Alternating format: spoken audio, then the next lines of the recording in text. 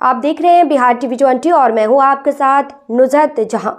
Urdu action committee Bihar के अध्यक्ष, कौमी तंजीम उर्दू दैनिक के प्रधान संपादक एवं कौमी असातिज़ा तंजीम बिहार के संरक्षण SM अशरफ फरीद, अब्दुल सलाम अंसारी सचिव बिहार राज्य मदरसा शिक्षा बोर्ड पटना, डॉक्टर विजय कुमार जायसवाल के संरक्षण में उर्दू भाषा साहित्य संरक्षण आंदोलन का कारवां अब्दुल सलाम अंसारी और मोहम्मद रफ़ी के मार्गदर्शन में महुआ वैशाली पहुंचा तो उर्दू प्रेमियों ने उनका जोरदार स्वागत किया। तहरीके तहफ़्फ़ुज़ उर्दू भाषा और साहित्य की एक बैठक नूर अल कमर लाइब्रेरी महुआ में आयोजित की गई, जिसमें आंदोलन की ताकत और इसकी सफलता पर चर्चा की गई। इस दौरान अब्दुल सलाम अंसारी ने कहा कि वह उर्दू के विद्वान नहीं है, लेकिन उन्हें उर्दू भाषा की सेवा का जुनून है और इस आंदोलन के माध्यम से वह लोगों को जागृत करने आए हैं कि अरबी, फारसी और उर्दू में आजीविका के बेहतर साधन हैं, इसलिए इस भाषा को लेकर काम करना आवश्यक है। सलाम अंसारी ने कहा कि मैं विज्ञान का छात्र हूं, लेकिन हमने स्कूल में रसायन विज्ञान, जीव विज्ञान, वनस्पति विज्ञान आदि की पढ़ाई उर्दू भाषा में की और फारसी भाषा लेकर बिहार लोक सेवा आयोग की परीक्षा उत्तीर्ण की और शिक्षा विभाग में अधिकारी बना। मैं अपनी पहली पोस्टिंग के बाद से ही उर्दू भाषा के शिक्षकों के पुनर्वास के लिए चिंतित हूँ। लगभग 3200 में 999 उर्दू शिक्षकों का पुनर्वास किया गया। मुजफ्फरपुर में मैंने स्कूलों से उर्दू बच्चों की जगह मुस्लिम बच्चों की संख्या के आधार पर कुल 1600 शिक्षक पद स्वीकृत किए, जिससे एक बड़ा पुनर्वास संभव हुआ और बड़ी संख्या में अन्य जिलों के लोग भी इसमें शामिल हो गए। उन्होंने बताया कि मुजफ्फरपुर जिले में रहते हुए उन्होंने देखा शहरी सर्कल के स्कूल मुस्लिम शिक्षकों से भरे हुए थे और लगभग सभी प्रमुख हाई स्कूल और मिडिल स्कूल मुस्लिम प्रधानाध्यापकों से भरे हुए थे। उप निदेशक माध्यमिक शिक्षा बिहार ने फारसी के लिए लगभग 600, अरबी के लिए 500 और अरबी एवं फारसी भाषा के शिक्षकों की बहाली की थी। कौमी असातिज़ा तंजीम बिहार और उसके पदाधिकारी, खासकर मोहम्मद रफ़ी, काफ़ी सक्रिय है।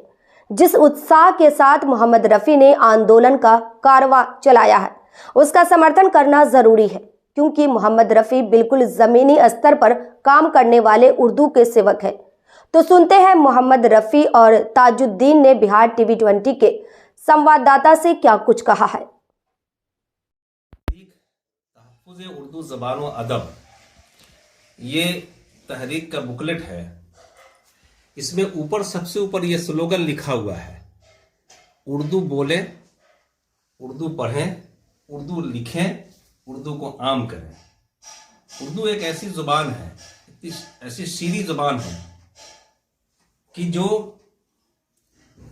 बोलता है वो अपने आप में मुहतरम हो जाता है।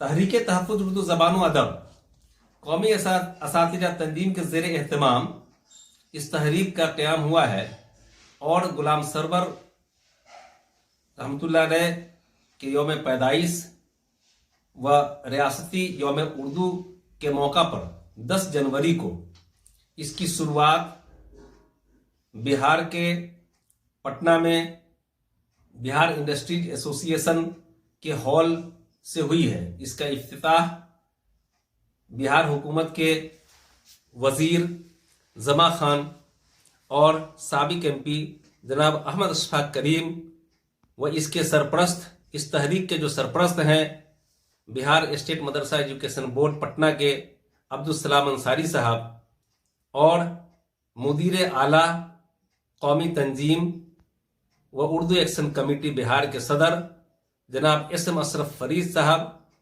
उनकी सरपरस्ती में, और इसके सरपरस्त प्रोफेसर विजय कुमार जायसवाल भी हैं।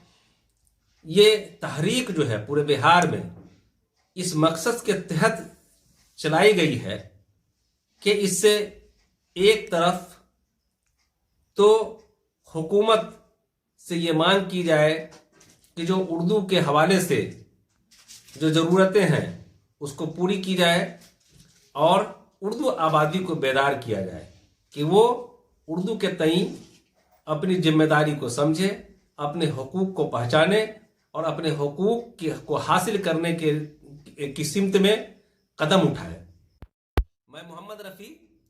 रियासती कन्वेनर कौमी असातिज़ा तंजीम। ये तहरीक पूरे बिहार में चल रही है और अल्हम्दुलिल्लाह बहुत सारे लोग इस तहरीक से जुड़ रहे हैं। हम लोग जहाँ भी जा रहे हैं ऐसा महसूस होता है कि लोग बरसों से प्यासे थे।